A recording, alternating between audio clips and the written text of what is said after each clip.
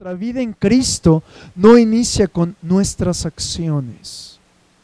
Nuestra vida en Cristo no inicia con esfuerzos humanos, ni tampoco inicia elijo algo o dejo de elegir. ¿Por qué? Porque cada vez que tú y yo tomamos decisiones y comenzamos a ser impulsados a través de nuestra energía o de nuestra inspiración para hacer cualquier cosa, automáticamente nos vamos a topar con un muro impenetrable. Por eso es necesario que tú comprendas esto. Tenemos que estar sentados en la obra consumada de Jesucristo y después de eso andar. Diga conmigo, primero me siento y luego ando. Es muy sencillo, es una actividad que cotidianamente haces, pero hoy quiero decirte dónde es tu posición. Dice la Escritura que tú y yo estamos sentados juntamente con Cristo en lugares celestiales. Y cuando tú y yo estamos sentados en lugares celestiales y eso nos es revelado, automáticamente tú y yo y nuestras acciones tienen que ser el reflejo de lo que sucede en el cielo. Ejemplo, Jesús caminaba y hablaba con el Padre y le decía, Señor, ¿en los cielos hay sordos? Y el Señor le decía, no, Jesús, aquí no hay ningún sordo. ¿Y qué hacía? Las acciones de Jesús manifestaban, reflejaban todo lo que sucedía en el cielo y automáticamente se impartía en la tierra ese poder y no había ningún sordo. Eso mismo tenemos que hacer tú y yo. Y por eso en el libro de Efesios capítulo 4, verso 1 y 2 dice, yo pues, preso en el Señor, os ruego que andéis como es digno de la vocación a la que fuiste llamado. Te está diciendo, quiero que camines siendo digno de que yo te llamé. Quiero que muestres con toda conducta quién te habló a ti. ¿Estás conmigo? Pero no solamente eso, sino que lo tenemos que mostrar con toda humildad y toda mansedumbre. Es decir, también en el libro de Efesios nos dice que tú y yo no nos tenemos que conducir como los otros gentiles que andan en la vanidad de su mente. Es decir, yo creo que el apóstol Pablo era muy prudente y no escribió, andan como se les da la gana. Pero a eso se refiere. En Efesios capítulo 5, verso 2 dice, andad en amor, como también Cristo nos amó y se entregó a sí mismo por nosotros. Yo te pregunto, ¿andas en amor? Andar en amor no significa andar apapachando a la gente. Yo te amo y no por eso vengo y te sobo la espalda. Andar en amor es muy diferente al concepto que tú y yo tenemos. Pero también la Escritura nos enseña ahí mismo que andemos como hijos de luz, comprobando lo que es agradable al Señor. Es decir, el Señor quiere que en tu comportamiento muestres lo que a Dios le agrada. Es decir, ahora ya aprendiste a sentarte. Llamemos que te ha sido revelado que estás sentado en la obra consumada de Cristo. Ahora te toca avanzar. Y en ese avance, automáticamente el Señor nos habla de un comportamiento, de una conducta, en la cual tú y yo tenemos que mostrar la luz de Dios en medio de las tinieblas. Y nos habla de manera muy general, con todos los creyentes, con todas las personas no creyentes, con la gente de nuestra familia, si tú trabajas en algo con tus clientes, si tú eres jefe de algo con tus asalariados. Pero para eso tenemos que estar primeramente sentados. Y hay una lista que yo encontré a través de toda la Biblia, a través de muchos versículos. Y yo quiero que tú solito te evalúes si en tus relaciones con las demás personas estás dando un buen testimonio. La Escritura dice: andad con toda humildad y mansedumbre,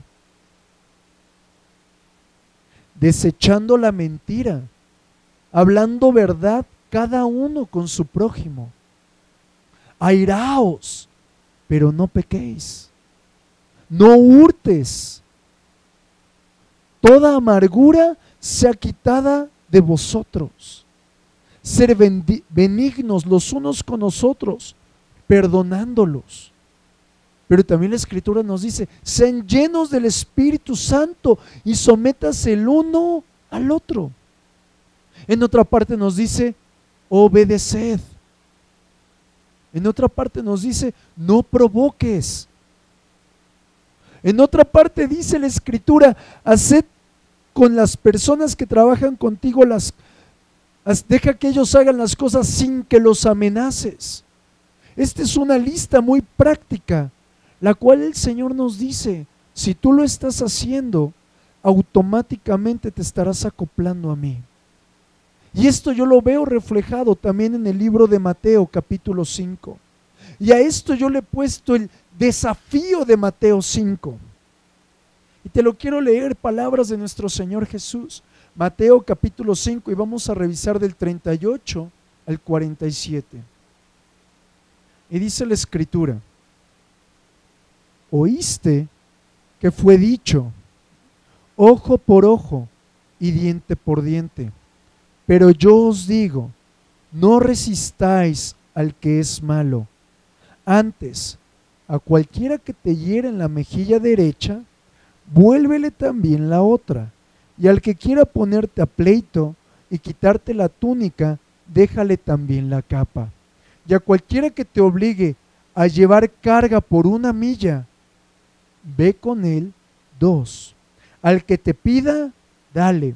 Y al que quiera tomar de ti prestado, no se lo rehuses. Oíste que fue dicho: amarás a tu prójimo y aborrecerás a tu enemigo. Pero yo os digo, amad a vuestros enemigos, bendecid a los que os maldicen, haced bien a los que os aborrecen, y orad por los que os ultrajan y os persiguen, para que seáis hijos de vuestro Padre, para el Padre que está en los cielos, que hace salir su sol sobre malos y buenos, y hace llover sobre justos e injustos. Porque si amáis a los que os aman, ¿qué recompensa tendréis?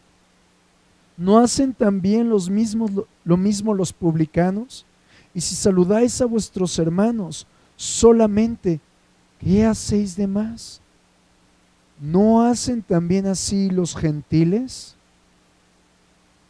Desde que Adán fue creado, él, y de ahí hacia adelante hasta nuestros días, el hombre ha querido redefinir lo que es bueno y lo que es malo. Pero no solo eso, el hombre siempre busca ajustarse a lo que él entiende por ser justo y lo que él entiende por ser injusto. Y ¿sabes qué es lo peor? Que el hombre se acopla a su propia regla. Y algo que tienes que conocer es que nosotros, como creyentes en Jesucristo, no tenemos que basarnos en una buena conducta ni en una buena ética. Quiero recordarte, en la Biblia nos enseña que en el Edén había 2 árboles: el árbol de la ciencia del bien y del mal, y el árbol de la vida. Cuando tú estás avanzando en tu propia vida con una idea preconcebida o con un pensamiento humano, estás viviendo bajo el árbol del conocimiento de la ciencia del bien y del mal. Estás apartándote automáticamente de Dios. Si tú dices: es que mi abuelita hacía esto siempre de esta manera, y tú lo sigues haciendo, estás basándote en una costumbre, en una regla. Estás basándote en algo que no le agrada a Dios. Tú y yo tenemos que vivir con todas nuestras cosas, con todos nuestros asuntos, girando en torno al árbol de la vida que es Jesucristo. ¿Por qué? Porque si no vivimos de esa manera, continuamente vamos a querer vivir nosotros, vivir a nuestra justicia y ser justos basados en nuestro entendimiento, pero también exigir que los demás sean justos con nosotros. Y esto se resume en algo bien sencillo: tú me haces y yo te hago. Es decir, si tú y yo caemos en ideas preconcebidas y no nos acoplamos a lo que dice la Escritura, continuamente vamos a estar justificando nuestras acciones. Y nosotros, como creyentes en Jesucristo, tenemos que aprender algo: a saber llevar la cruz. ¿Qué es saber llevar la cruz? Te lo voy a resumir en dos enunciados. No aferrarnos a nuestros propios deseos y no pensar que realmente tenemos derechos. Vuelvo a repetir. No aferrarnos a nuestros propios deseos y no pensar que realmente tenemos derechos. Te voy a decir por qué. Porque si nos basáramos en un marco de mi derecho es este, entonces, ¿por qué como derecho delante de Jesucristo has maleducado a tus hijos? Porque tú sabías que a un hijo hay que educarlo bien, pero lo hiciste mal. Y si te basaras en es que es mi derecho, son mis hijos, automáticamente tu destino será el infierno. Llevar la cruz es acoplarnos al ejemplo perfecto que es Jesucristo. Por ejemplo, Jesucristo en la cruz del Calvario nos enseña que Él nos perdonó a todos nuestros pecados. ¿Qué nos toca a nosotros? Perdonar a todos totalmente. Y te quiero poner un ejemplo hablando de la justicia. Había un hombre que tenía un arrozal, el cual en el tiempo de la sequía, para poder subir el agua a su arrozal que estaba muy en alto, él ocupaba un pedal con el cual comenzaba a bombear el agua que venía del río y contenía todo el agua en su arrozal.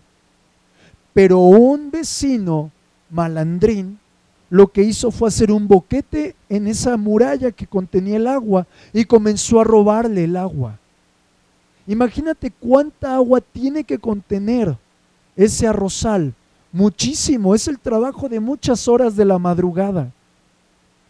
Pero no se quedó ahí, no lo hizo una vez, lo hizo no dos, no tres, continuamente, muchas ocasiones. Este hombre iba, llenaba su arrozal y se lo vaciaban. Y este hombre, el dueño del arrozal al cual le estaban robando, se acercó con unas personas, con unos hermanos y le dijeron: mire, yo por más de que quiero tener paciencia y no retribuir mal con mal, no encuentro lo que es justo. Y estos hombres le dijeron: danos tiempo, vamos a orar. Y se colocaron a orar. Y se acercan a este hombre, del dueño del arrozal, y le dice: si tú contestaras con tu propia justicia, con tu propio pensamiento, no serías más que un creyente mediocre. Y eso le cayó como cubetada de agua fría al hombre. Y lo que hizo fue, por la mañana, a las 3 de la mañana, ir a llenarle el arrozal al vecino de agua.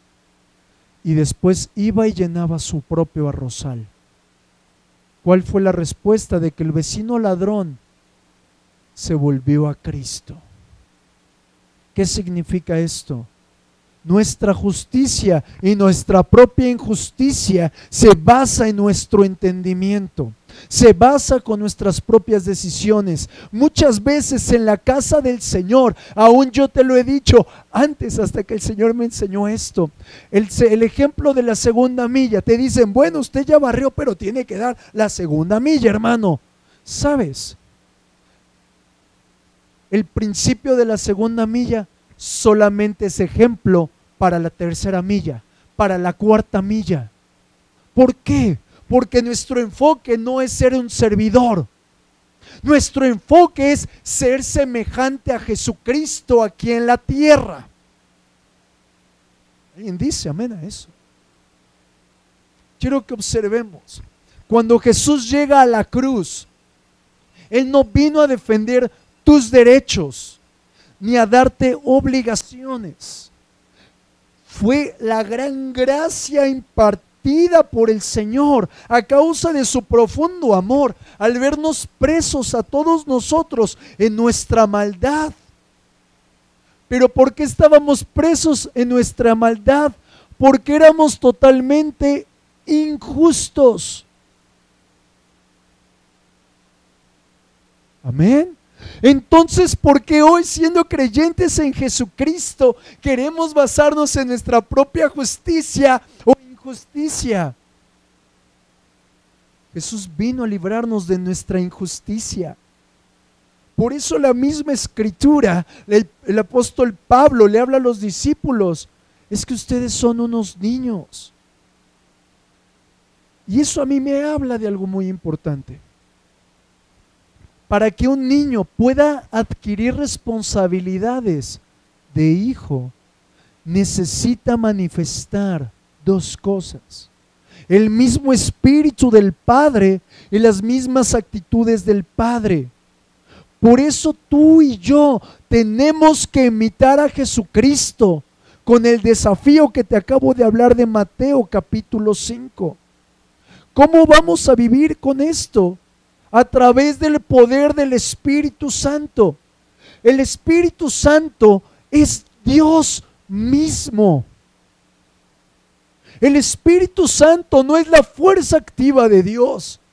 El Espíritu Santo podrá ser tu amigo, pero es Dios mismo actuando en la vida del creyente, cuando el creyente por voluntad propia descansa, reposa en el consumado es de Jesucristo.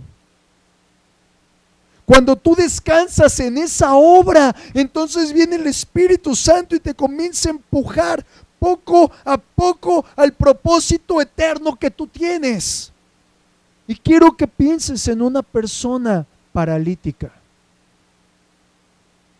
Está sentado en una silla a motor. Y para andar en el camino, ¿qué tiene que hacer? Permanecer en la silla. Si se quita de la silla, no se puede mover. Asimismo tú tienes que permanecer sentado en el consumado es de Jesucristo, y entonces el Espíritu Santo te va a ir empujando. No se trata de tu esfuerzo. No se trata de yo voy a hacer esto, voy a hacer aquello. Se trata de la obra poderosa de Jesucristo en su vida. ¿Alguien le puede dar palmas a Jesús?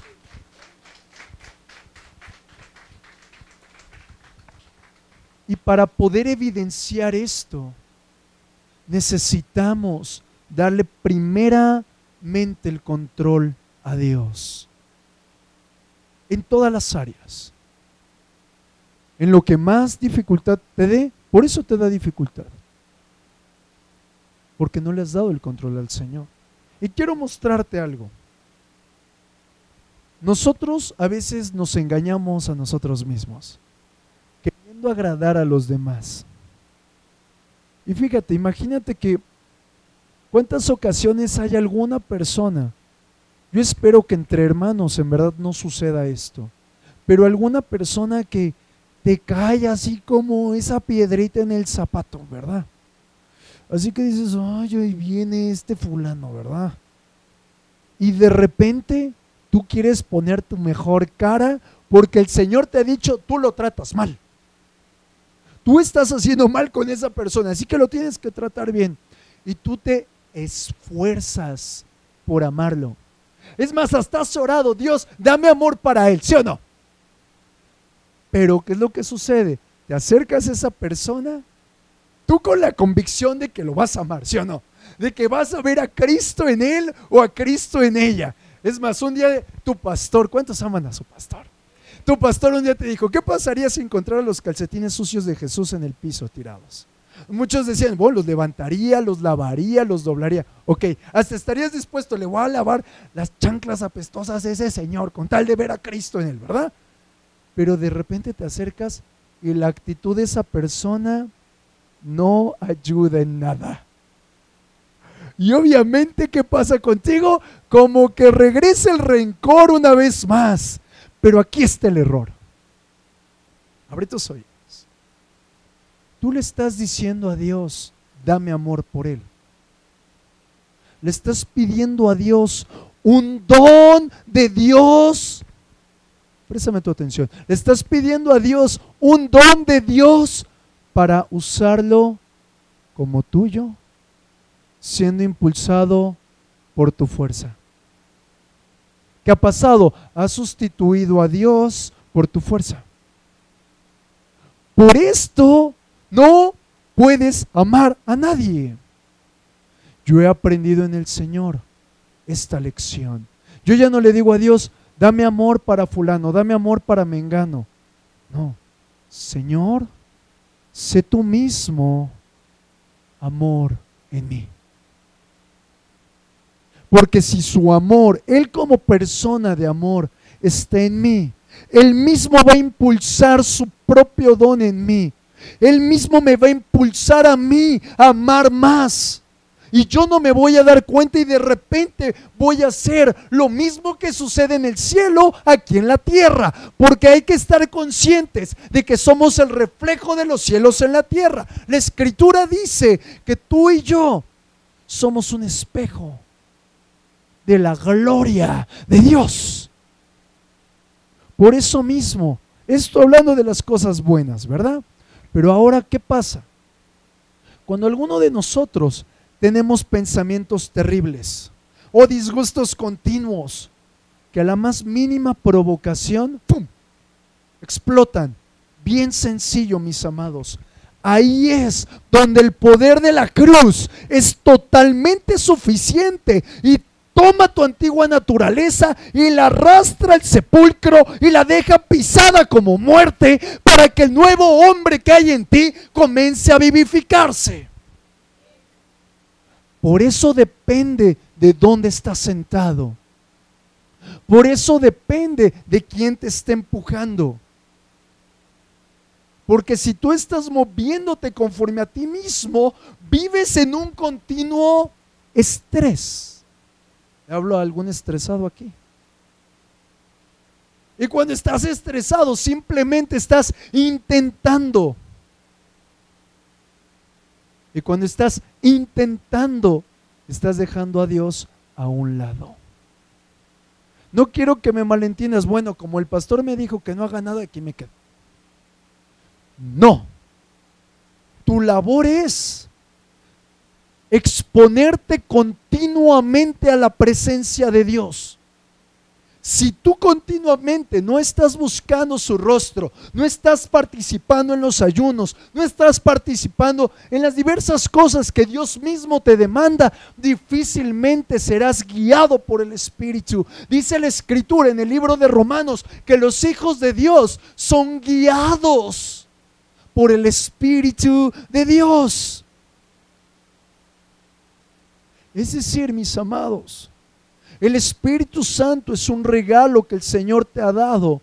¿Para qué? Para que Él mismo produzca en ti a Jesucristo. Y te voy a decir algo poderosamente difícil, duro, palabras sencillas pero muy profundas.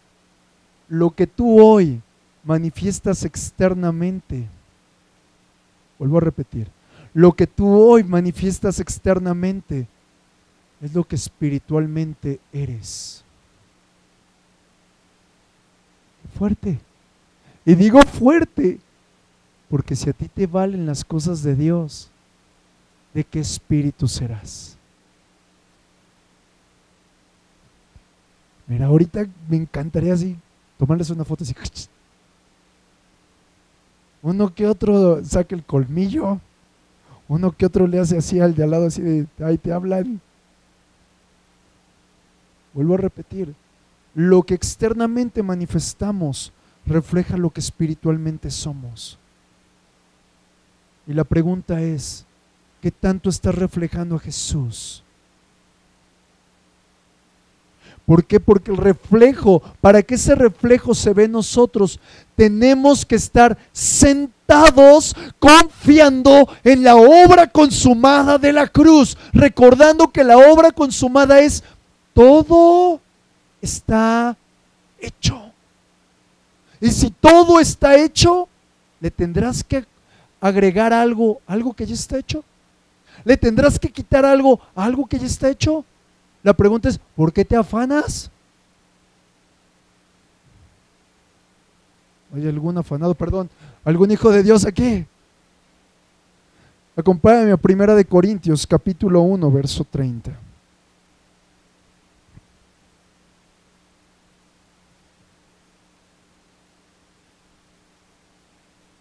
Y la Escritura dice, mas por Él estáis vosotros en Cristo, el cual nos ha sido hecho. Diga conmigo, el cual nos ha sido hecho. Presta atención en esas 4 palabras. Nos ha sido hecho. Nos ha sido hecho. ¿Qué significa esto, mis amados? Cristo mismo, siendo la esperanza de gloria, colocado en nosotros. Y si eso lo comprendes hoy, puedes ir a un nivel siguiente en el cual tú puedes comprender que Dios ya suplió todas las cosas en ti. Como que a pocos les cayó el 20. Si Cristo está en ti, todas las cosas están hechas. Todas las cosas, mira, muchos piensan, es que la santidad no la puedo alcanzar.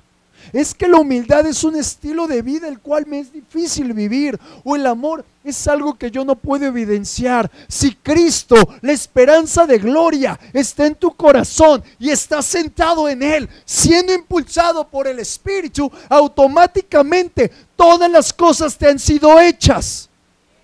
Todo te ha sido suplido, todo te ha sido dado. ¿Por qué? Porque a Dios le ha placido y ha hecho toda la obra. Significa, mis hermanos, que si en algún momento tienes una pequeña necesidad, lo único que necesitas es orar y saber que Dios ya lo hizo todo. ¿Alguien le puede dar palmas a Jesús? ¿Estás comprendiendo esto?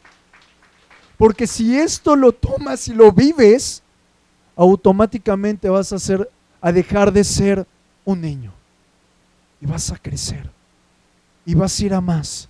Y lo mejor es de que tu vida en Cristo va a ser la playa. ¿Cuánto se les antoja Cancún? Pero celestial, ¿verdad? Pero voy a entrar en un tema difícil. Torpemente, muchos de nosotros hemos pensado que cuando estamos pasando por dificultades, no obtenemos lo que necesitamos, es porque Dios está en su lugar y yo estoy en otro lugar. No. Quiero decirte, Jesús siente lo que tú sientes. Vive lo que tú vives. Y si regresamos al ejemplo de la persona enfadosa, Dios siente tu enojo. Jesús siente el rencor que le tienes a esa persona. Jesús conoce más profundamente no solo tus emociones, sino que también conoce cómo vas a actuar. Y el problema es de que no vinculamos a Cristo en nosotros. Jesús lo sabe todo, pero tú no sabes que Él está dispuesto a pelear la batalla por ti, en ti, en las cosas más sencillas y en las cosas más complicadas. ¿Qué es lo que tienes que hacer, mi amado? Jesús, tú eres amor. Yo no puedo amar a este fulano. Manifiéstate, escucha, a través de este vaso, todo tu amor para que Él te pueda conocer a ti. ¿Te falta sabiduría? Haz lo mismo. ¿Te falta dominio propio? Haz lo mismo. ¿Te falta paz? Haz lo mismo. ¿Tienes un problema económico? Haz lo mismo. La Escritura dice que Dios es el dueño del oro y de la plata. Ojo, la Escritura dice que Él es el dueño del oro y de la plata, no de las monedas y de los billetes. Así que a Dios no le pidas dinero, pídele sus riquezas en gloria. Aprenda a orar. Ahora sí, ya está. Escucharon todos, ¿verdad? Quiero que veas tú algo. Tú y yo nos tenemos que dirigir a Dios sabiendo que la ley que rige a Jesús es el amor. Simplemente para decirle, yo quiero ser el conducto por el cual tú te manifiestes. Y en ese momento que estás reposando en Él, automáticamente todas las cosas de la vida y de la piedad surgirán en tu vida. Muchos se esfuerzan por tener buenas relaciones con las personas. Y en ese esfuerzo por, bueno, voy a tratar bien a fulano, voy a tratar bien a tal persona, caes en ser justo o en ser injusto. Quiero que recuerdes, si Cristo está en ti, Dios ya te dio todas las cosas que has de necesitar para que actúen por medio de ti. Y quiero que veamos el principio que rige la cruz. El principio que rige la cruz, mis hermanos, no es el criterio humano. No se basa en las conductas del viejo hombre. Por eso dice la Escritura que el Señor te ha hecho una nueva criatura. Se basa en lo nuevo, se basa en lo hecho por Él, no en lo hecho por ti. Por eso, en todo nuestro andar tenemos que echar mano de Jesucristo. Pero aún en el andar tenemos que medir nuestro avance.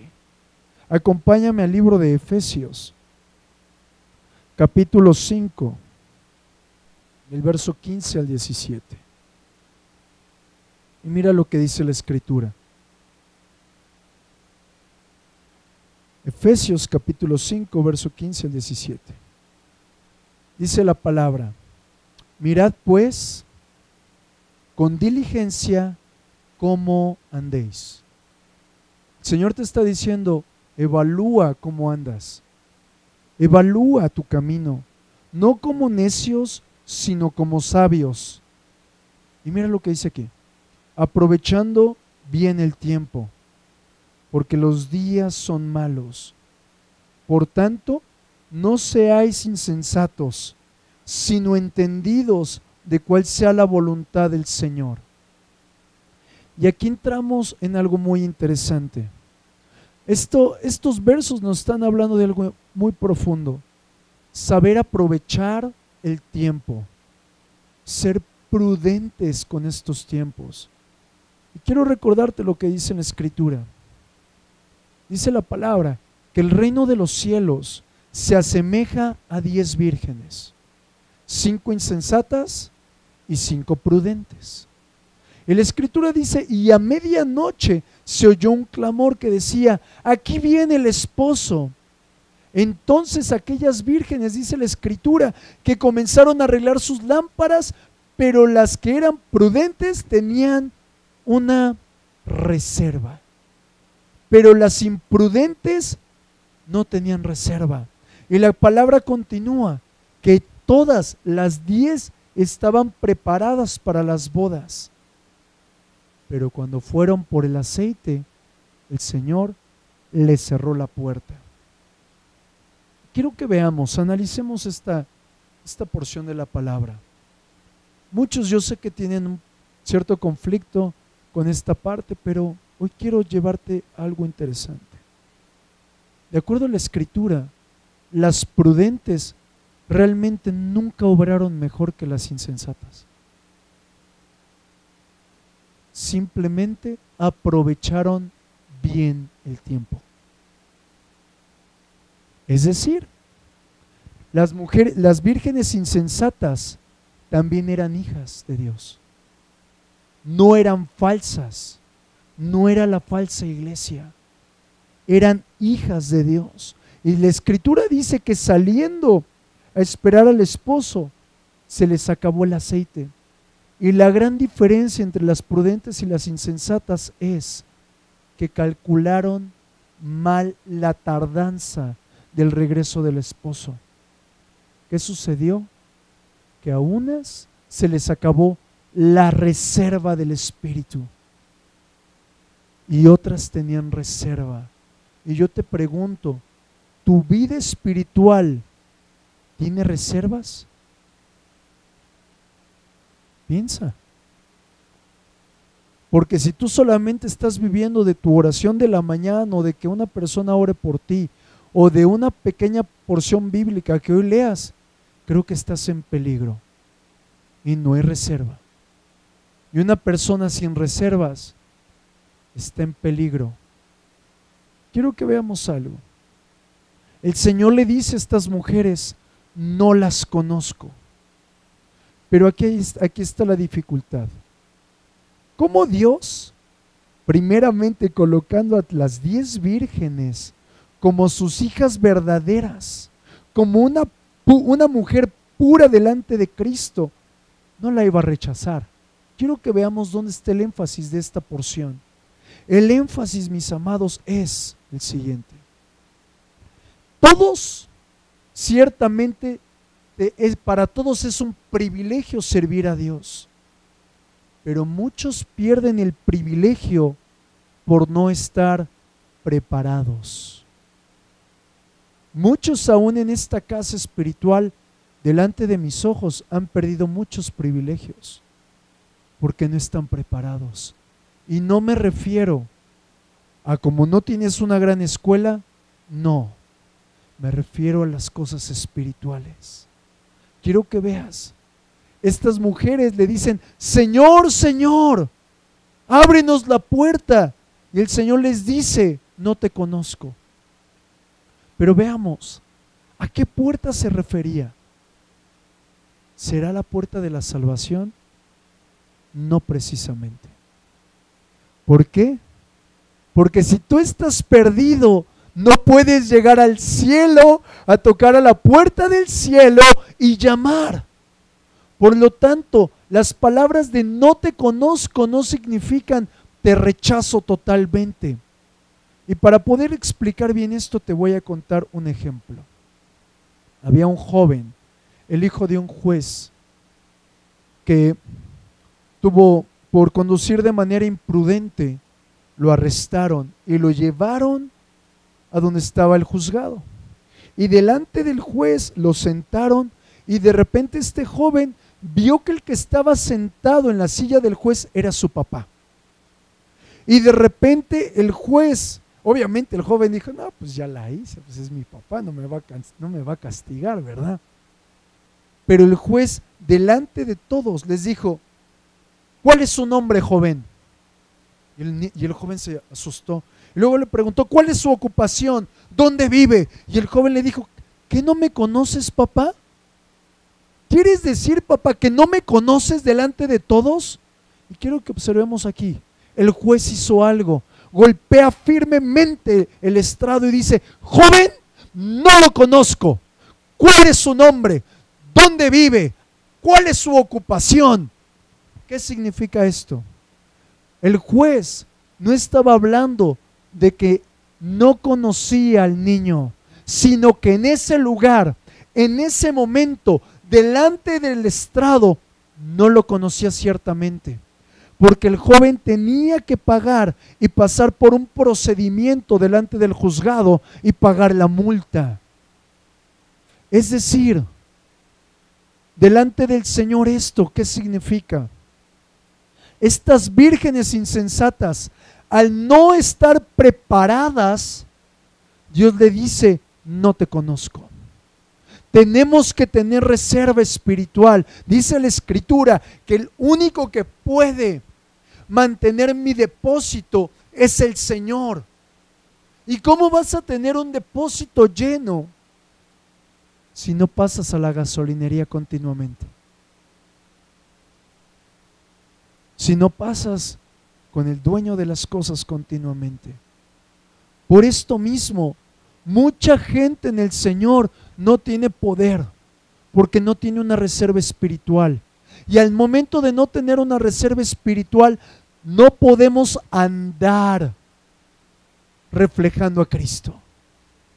Vas a reflejar tu carne y un chispazo de Dios, reflejando tu carnalidad, tu mal carácter y un chispazo de Dios. ¿Y qué pasa? Llega el momento difícil y te ves urgido de salir corriendo por aceite, porque no tienes reservas. Por eso hoy quiere moverte a ti, discípulo de Dios, a que comiences a ser ahora un discípulo alerta y preparado, porque la vida en estos tiempos no depende de tus dones espirituales ni de tus dones naturales. Depende de la presencia personal del Espíritu Santo que haya en ti. Porque Dios es el único que te va a dar reserva para que la tengas en los tiempos difíciles. Por eso necesitamos el derramar de su gloria. Necesitamos el derramar de su gloria. Es decir, que si solamente estamos pidiendo y pidiendo y pidiendo, no tienes el derramar de su gloria. Así que en esta tarde yo te quiero pedir que si tú quieres su derramar, si tú quieres llenar tu depósito, tan solo hoy levantes tus manos, te pongas en tus pies y comiences a hablar con Dios, y reconociendo que Él es el que te guía a andar. Hoy, Padre, nos presentamos delante de ti, queriendo el derramar de tu gloria, Señor. Y te adoraré. Levanta tus manos al Señor y comienza a adorarlo. Tú eres Comienza a decirle, Señor, yo quiero de tu derramar. Yo quiero, Señor, que seas tú mismo llenando mi depósito. Quiero sentir